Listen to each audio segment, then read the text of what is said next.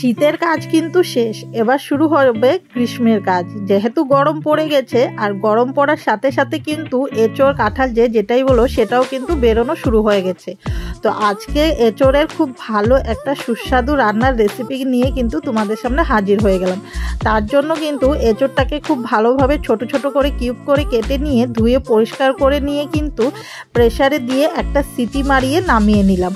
তো সিটি মারানোর সময় কিন্তু আমি প্রেসারে কোনো নুন হলুদ ব্যবহার করিনি, যার জন্য কাঁঠালগুলো কিছুটা দেখতে এরকম হয়েছে। তো সেদ্ধ করা কাঁঠালটা সাইডে রেখে দিয়ে মশলাগুলো তোমাদের সাথে শেয়ার করে দিচ্ছি কী কী মশলা দিয়ে রান্নাটা করব। তো যে মশলাগুলো আমি পেস্ট করব তার মধ্যে হলো পেঁয়াজ, আদা, রসুন, কাঁচা লঙ্কা আর টমেটো আর পেঁয়াজ কিন্তু আবারও একটু কেটে নিয়ে আমি সাইডে রেখে দিয়েছি।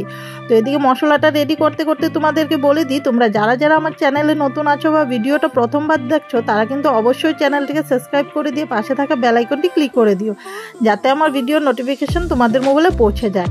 আর যারা অলরেডি চ্যানেলকে সাবস্ক্রাইব করে রেখেছো তারা ভিডিও দেখার পর একটা লাইক কমেন্ট শেয়ার করতে কিন্তু ভুলবে না। তো তোমাদের সাথে কথা বলতে বলতে কিন্তু এদিকে মশলা তৈরি করতে আমি চলে গেলাম। আর নিয়ে নিব এঁচোড়ের সাথে দেওয়ার জন্য আলু। তো আলুটাকে কিন্তু আমি এঁচোড়ের থেকে একটু বড় সাইজের করে কিউব করে কেটে নিয়েছি, তোমরা চাইলে কিন্তু এঁচোড়ের সাইজেরও কাটতে পারো।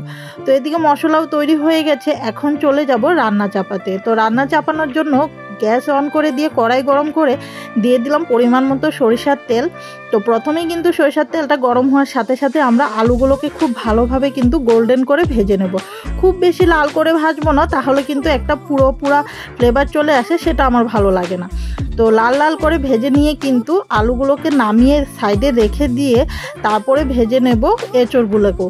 তো যে প্রসেসে আমি আলুগুলো ভাজছি সে প্রসেসে কিন্তু আমি এঁচোড়গুলোকেও ভেজে নেব।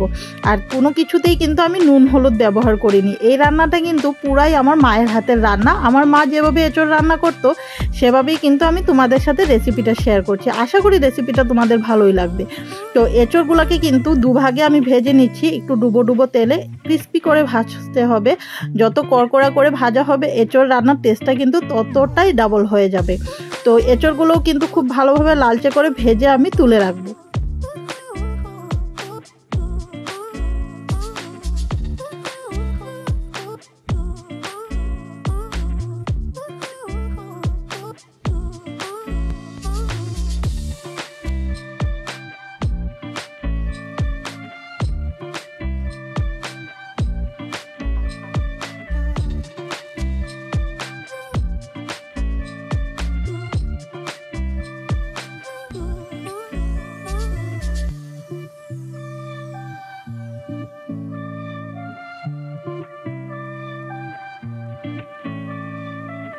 তো খানিকটা সময় নিয়ে কিন্তু আমি সবগুলো এঁচোড়কে ভালোভাবে ভেজে নিয়েছি। এবার চলে যাব বাকি প্রসেসিংয়ে।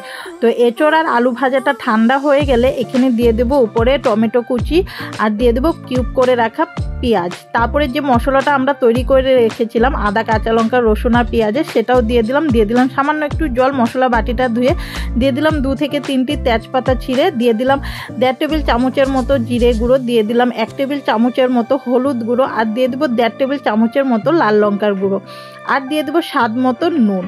তো সবগুলো উপকরণ দেওয়া হয়ে গেলে কিন্তু একটু কষ্ট করে হাত লাগিয়ে মশলাটাকে আলতো হাতে এঁচোড় আর আলুর সাথে মেখে নিতে হবে। রান্নাটা কিন্তু পুরো মাংসের ফ্লেভারে রান্না করা হবে। আমরা যেভাবে মাটন রান্না করি সেভাবেই কিন্তু এই এঁচোড়টা রান্না করা হবে, যার জন্য কিন্তু খেতে একদমই মাটনের মতো লাগবে। তো তোমরা কিন্তু মাখার সময় একটু খেয়াল করবে, যেহেতু আমরা এঁচোড়টাকে সেদ্ধ করে ভেজে নিয়েছি তার জন্য কিন্তু এঁচোড়টা ভেঙে যাওয়ার সম্ভাবনা থাকবে। তো একটু আলতো হাতে কিন্তু মশলাটাকে এঁচোড় আর আলুর সাথে মাখাতে হবে।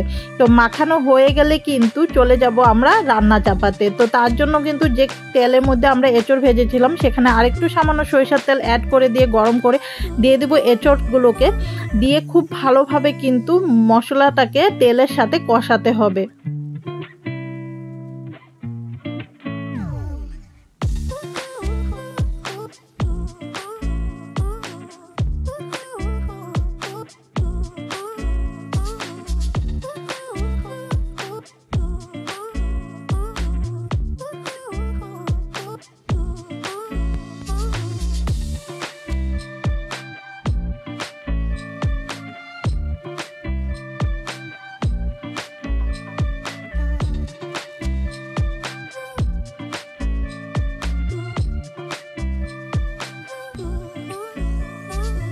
তো 2 থেকে 3 মিনিট কিন্তু আমি গ্যাসের ফ্লেমটা মিডিয়ামে রেখে খুব ভালোভাবে এঁচোড়গুলোকে কষিয়ে নিয়ে ঢাকা চাপা দিয়ে প্রথমে 5 মিনিট রেখেছিলাম লো ফ্লেমে।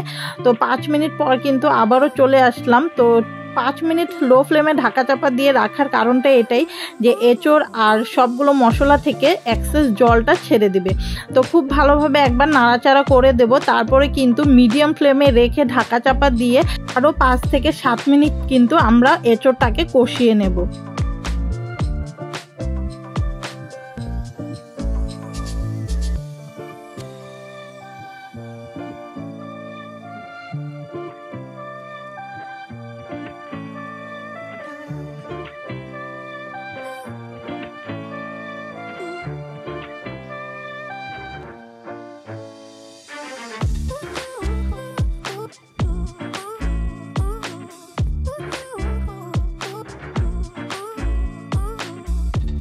তো আমি কিন্তু 5-7 মিনিট ধরে এঁচোড়টাকে খুব ভালোভাবে কষিয়ে নিয়েছিলাম। যেহেতু এঁচোড় ভাজাই আছে তো মশলাটাকে একটু কষানো হয়েছে যাতে করে মশলার কাঁচা গন্ধটা চলে যায়।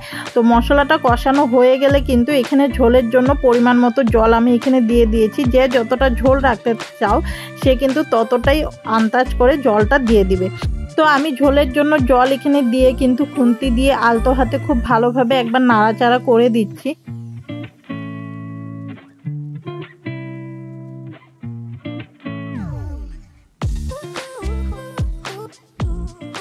তো নাড়াচাড়া করে দেওয়ার পর কিন্তু আমি গ্যাসের ফ্লেমটা হাইতে করে রেখেছিলাম। তারপরে বলক আসার পর আমার মনে হলো যে ঝোলটা ফুটে গেলে একটু কমে যেতে পারে, তার জন্য কিন্তু পরে আবারও একটু জল দিয়েছিলাম, দিয়ে কিন্তু হাই ফ্লেমে আমি 5 মিনিট জাল করে রেখেছিলাম। তো খুব সুন্দর কিন্তু এখানে টকবক করে ঝোলটা ফুটতে শুরু করলো।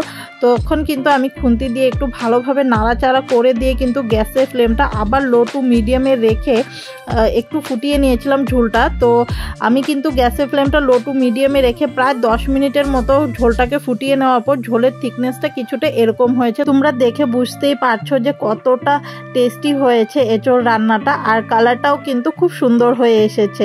তো ফাইনালি কিন্তু আমাদের এঁচোড় রান্না হয়ে গেছে। এখন চলে যাব কিন্তু ফাইনাল লুকে।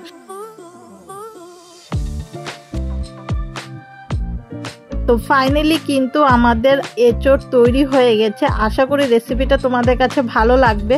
তো অবশ্যই কিন্তু কমেন্ট করে লিখে জানাতে ভুলবে না। এটা কিন্তু অবশ্যই আমার মায়ের হাতের রেসিপি, খারাপ হওয়ার কোনো সম্ভাবনাই নেই।